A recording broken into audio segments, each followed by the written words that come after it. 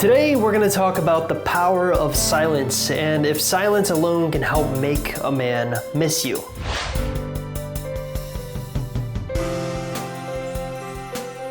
And look, if you stick around until the very end of this video, not only am I going to help you understand more about how you should be using silence on an ex or even just men in general, but I'm going to also kind of explain the paradoxical relationship that silence has in our dating life. Now, first things first, I am known for helping people get through breakups, whether that's helping them get over an ex or get an ex back.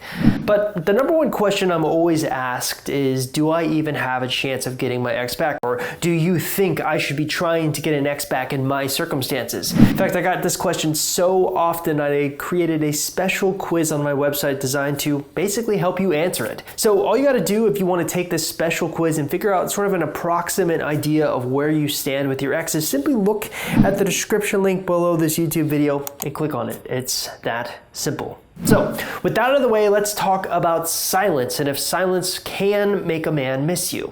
Now, throughout my history here on YouTube and throughout my websites and podcasts, I've been a huge supporter of the no contact rule, which is essentially you weaponizing silence to get your way with an ex after a breakup. But one thing I really never did was did some internal research to see how often it actually worked on getting an ex back. So one thing we learned right off the bat was around 95% of our success stories in our private Facebook support group, that's basically the support group for anyone who uses our program, have used the no contact rule. So when I learned that, I kind of just said, yeah, silence can work to make a man miss you. But when I dove a little bit deeper, the numbers got a little bit more interesting. So a few weeks ago, we hit around 3,700 members of our private Facebook support group. And when you have that many people in a group all focused on one thing, it gives you a great opportunity to rethink the way you're looking at just the landscape in general. And one of the ways that I wanted to rethink the way I was looking at silence and the no contact rule is helping people determine what is the expectations they should expect when they institute something like silence or something like ignoring an ex or ignoring a man. How often will they reach out to you? So I ran a real interesting poll. I asked people in our private Facebook support group, those of you who have completed a no contact rule, how many of you actually had an ex reach out to them during that no contact rule? The numbers actually shocked me. When it was all said and done, 98 people took our poll and the results were pretty clear.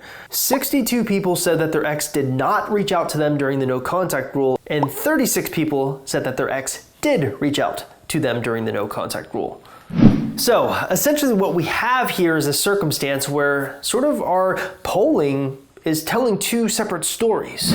On the one hand, you would say, okay, well, 95% of our success stories in our private Facebook support group, and there have been hundreds, have all utilized some form of no contact or some form of silence. And on the other hand, you would say, but what does it mean if an ex isn't reaching out to you during the no contact rule? Well, here's what we came up with. Number one, if your ex doesn't reach out to you during the no contact rule, if you're using silence and a man is ignoring you, it's often because they're throwing a tantrum for not getting their way. Think about it from their perspective for a moment. You've just had a long relationship and went through a horrific breakup.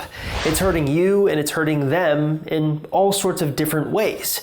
You learned about the no contact rule from yours truly and decide to implement it on your ex, something that has never been done to him in his entire life. So what's he supposed to do? Well, maybe he gets caught up in that sort of age-old winning the breakup mentality.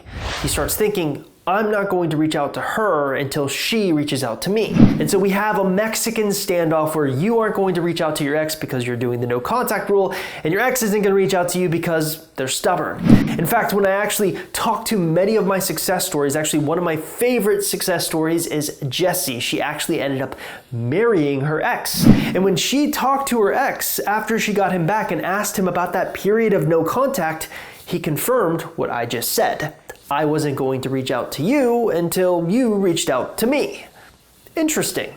The second thing that these two conflicting polls taught us was that those members who exes did reach out to them during the no contact rule acted pretty nuts.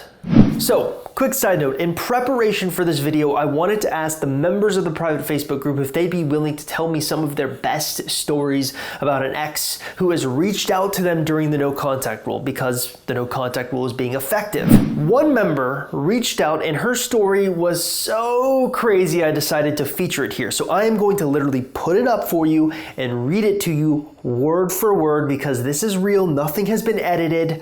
I blocked out her face and name for her own privacy purposes, but this is something that I feel everyone can benefit from to watch. Mine called me 72 times in 5 days over Facebook Messenger. His work phone, his personal phone, his Google Voice account, that is on top of texting. He even tried to request $1 from me in Facebook Messenger to get me to open the app. I kept a log. Here you go. Day 1 of no contact, nothing. Day 2 of no contact, nothing. Day 3, he called me 8 times on the phone, Google Voice and Messenger and FaceTime. Messaged 2 and 3 times and texted me twice, all within about an hour. Day 4, he texted me in the morning, requested $1 from me through Facebook Messenger in the evening, and then canceled it. He blew up my phone and called me 44 times and left me a voicemail that said, "I'm done." Day 5. He's called me 4 times before noon, called me 10 times from 10:30 p.m. to 1:30 a.m. Day 6. He's called me twice today at 7 p.m. and once at 2 a.m. Day 7. He called me twice at 9:50 a.m. And day 8. He called me at 9:40 a.m. I sent him a text message that Coach Anna drafted for me. So, before I continue on with the silence making a man miss you, we should talk about her breaking the no contact rule. You see, I used to be a big believer in staying true to the no contact rule from day 1 to day 30 or day 45 or day 21, whatever period of no contact you've chosen. But where we found kind of the fly in the ointment is exes like that. Exes that call you 72 times and try every little trick in the book, show up at your house just to see you and talk to you. In cases like that, it's actually more beneficial to talk to them to almost calm them down a little bit and then sort of complete a small limited no contact period. So that's why we advised her to do that, or rather Coach Anna advised her to do that. But what lessons can we take from this woman's silence? Well, I think the biggest misconception people have when they hear about a strategy like the no contact rule, or even the concept of playing hard to get and using silence to do it, is they expect silence to do all the work for them. But one thing that we've learned is clear when it comes to getting an ex back or even trying to make a man fall for you, you have to put the work in. I'm a staunch believer that what you put in is what you get out. And a lot of times when people just expect silence to do the work for them, they're not doing anything active in their own lives to sort of revamp themselves. Now, a lot of people when they talk to me always try to find what is the secret sauce? What does he say to people to get such high success rate? Why is this person succeeding and this person isn't succeeding? And after studying this for over a decade, it's pretty simple. People with extremely disciplined approaches tend to be a lot more successful for those that are, quite frankly, lazy, that expect to just do a no contact rule and have everything fall into place.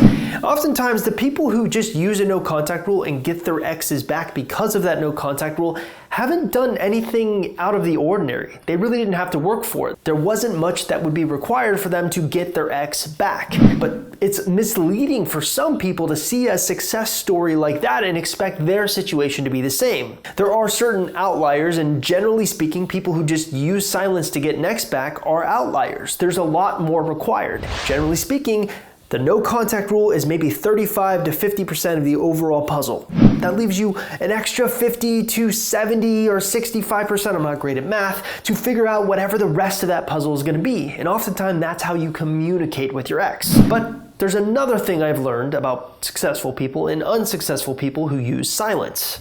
Basically, when they're using silence or a no contact rule or something like that, they are using their time wisely. Now, how do you use your time wisely when it comes to ignoring your ex? Well, a lot of people just think that all it is just waiting, just distracting the mind until the ex comes back, but there's so much more to it than that. If you're familiar with my trinity, my holy trinity rather, I'm a big believer in dividing your life into the 3 most important areas: health, wealth, and relationships, which means you need to be spending a lot of time in each of these areas of your life. Not a lot of people do that. A lot of people get lazy with it. And sometimes what's hard for me to get across to my clients is that it's not about just seeing results. It's about putting your all into the effort of improving health, of improving wealth, and improving your relationships. Sometimes people get so focused on the relationships aspect and think, well, I'm trying to get my ex back. I am improving my relationships. But relationships embody all areas of relationships. Your coworkers, your peers, your friends, your family, and of course we can't forget your romantic interests. And sometimes this requires you to get out of your comfort zone, especially if you take a good hard look at your life and say, you know what, I'm kind of lacking here. Maybe I'm a little shy to get out there and meet new people. Sometimes you have to push yourself outside the box to get those areas of your life in order. And what weirdly will happen when you start to focus on these areas of your life and trying to improve them in a very disciplined approach is you'll see that your ex starts to pay attention to you again. Not just your ex, you'll even notice other exes that you don't even want back will find you attractive. They'll just get drawn to you like a magnet. But a lot of people still struggle to figure out if they're doing it right or not. So what I tell people is that if you're living a day without difficulty in these areas of your life, if you go through health and you feel like, no, I didn't do everything I know I could have done today, you're doing it wrong. If you go through wealth, if you're slacking at your job or you're unhappy with your job and you want to do something else that you know you could have done. Maybe you have a 9-to-5 job and you get home from work unhappy and you're just like, oh, I want to lay on the bed and just Netflix and I just want to chill out. You get lazy maybe. Maybe you have that idea. Maybe you're like really into dogs and you want to shape your life around creating a dog training online or something. And you know that in order to do that, you need to get home after work and focus on that thing, but you're too tired to do it. If you lay your head down at night and you think to yourself, you know what, I could have done more today, you're not doing enough. Especially when it comes to relationships. Maybe your brother or your sister called you the other day, but you didn't have time for them. You got tired. Maybe you were thinking, oh, I'll call them back later. I'll have a conversation with them when my time is free. But the problem is your time is never free. If you go to bed at night thinking, I could have done more, you're doing it wrong. The days without hardship are not well spent. If you're spending a day where you're not having a hard time, that means other people are catching up to you. That means you're not doing everything you can. The point of this, the point of using your time wisely is to not think about your ex, but to think about yourself. I know that's not that mind-blowing revelation you were hoping for, and I know that's not the answer you probably want. You probably want the easy way. You want me to say, hey, send this text and he'll get back to you. But it doesn't work that way. What works is making yourself so powerful, becoming so confident that he'll just be drawn to you naturally. That's the difference between women who succeed and women who fail when it comes to silence. So, to answer the original question, can silence make a man miss you? It absolutely can. But it won't do it just by itself. You have to put the work in. You have to be willing to go there. You have to be willing to take a risk. You also have to be willing to lose the guy. Not a lot of people are willing to do those things. And so they get upset when the no contact rule or the silence aspect doesn't fix things for them. There's more than just a strategy that's going to help you win your ex back or get that guy that you want. Are you willing to do it? That's the key. Now look, before you go, before you do anything, if you haven't taken that quiz that I talked about at the beginning of this video, take it. All you gotta do is simply look in the description link of this YouTube video and click on it. It's that simple. Also, if you haven't liked, commented, subscribed, and basically done everything that YouTubers are always telling you to do, it might be a good idea to do that.